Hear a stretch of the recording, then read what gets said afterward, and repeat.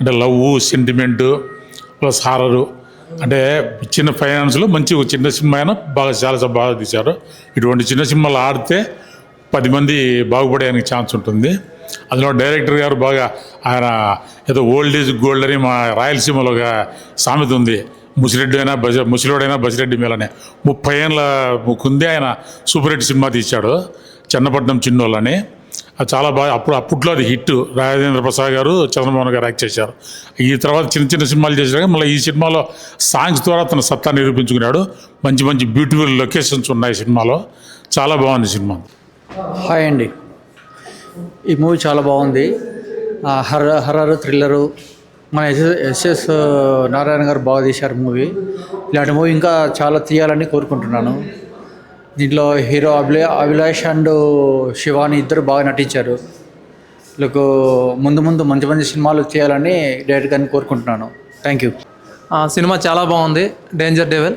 యాక్చువల్గా ఈ సినిమా చూడడానికి కారణం ఏంటంటే 1989లో ఎస్ఎస్ రెడ్డి గారు అనే ఈ డైరెక్టర్ గారు జీవిత రాజశేఖర్ గారితో చెన్నైపట్నం చిన్నోళ్ళు సినిమా తీశారు. ఆ సినిమా చూడడం కోసం నేను ఈరోజు వచ్చాను.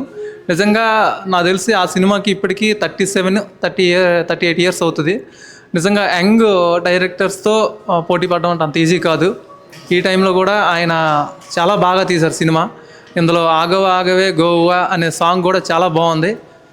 సో మీరు అందరూ కూడా చూడండి, సినిమా చాలా బాగుంది, చాలా బాగుంది. ప్లీజ్ వాచ్, అందరూ చూడండి ఈ సినిమా. ఎందుకంటే ఆయన కష్టం, ఇటువంటి యంగ్ యూత్తో ఆయన పోటీ పడుతున్నారంటే అంత ఈజీ కాదండి. ప్లీజ్ అందరూ చూడండి సినిమా.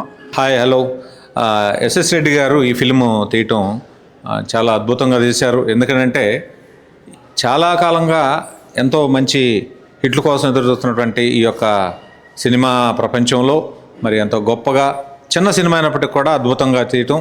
మరి ఆయన వీళ్ళందరూ చెప్పినట్టుగా చెన్నపట్నం చిన్నవాళ్ళ నుంచి ఇప్పటివరకు పరిణితి చెంది ఆ డైరెక్షన్ విధంలో కానీ, లేదంటే మ్యూజిక్ విషయంలో కానీ, అలానే బ్యాక్గ్రౌండ్ స్కోర్ కానీ ఇదంతా కూడా అద్భుతంగా రావడం జరిగింది. మరి మ్యూజిక్ డైరెక్టర్ సునీల్ కుమార్ గారు చాలా అద్భుతంగా ఆ పాటలు రాయటం కానీ, ఆ మ్యూజిక్ చేయడం కానీ చాలా అద్భుతంగా చేశారు. డైరెక్షన్ కూడా అద్భుతంగా జరిగింది. మరి నటీనటులు అందరూ కూడా చక్కగా వాళ్ళ యొక్క పాత్రలో వాళ్ళు ఒదిగిపోయి ఎంతో చక్కగా దాంట్లో పాత్రలో ఒదిగిపోవడం జరిగింది. మరి యొక్క ఈ తరుణంలో మరి పెద్ద సినిమాలు కూడా ఆడని ఈ తరుణంలో ఇంత గొప్ప చిత్రాన్ని నిర్మించటం, అది చిన్న చిత్రాల్లో గొప్ప చిత్రంగా నిలవటం ఎంతో ఆనందదాయకంగా ఉంది. ఈ సినిమాని అందరూ కూడా చూసి మరి దీన్ని మీరు అందరూ కూడా ఆశీర్వదించాల్సిందిగా కోరుకుంటున్నాం. Thank you. ఇప్పుడే చూసాను నేను డేంజర్ డెవిల్, చాలా బాగా అనిపించింది నాకు. ముఖ్యంగా ఏంటంటే ఒక విషయం ఏంటంటే ఈ రోజుల్లో ఆయన ఈ వయసులో కూడా ఆయన ఒక సినిమా చేయడం అనేది అది మామూలు విషయం కాదు. ఇప్పుడే మనం చూసాం సంగీతం శ్రీనివాసరావు గారు, ఆయన కూడా సినిమా చేశారు.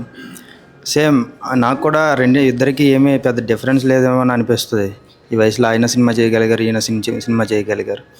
ముఖ్యంగా ఏంటంటే ప్యాషన్ లెవెల్ అండి ఆయనది. ఆయన ఈ వయసులో సినిమా చేయాలి అనే ఆ థాట్ ఉండడమే గొప్ప విషయం, చాలా గొప్ప విషయం. సో అందు గురించి నేను ఈ సినిమాకి రావడానికి కారణం మెయిన్ ఆయన సినిమా, ఈ ప్రపంచంలో ఇంట్లో ఆయన సినిమా చేయడం గొప్ప విషయం అని నేను ఈ సినిమా చూడడానికి వచ్చాను. Thank you.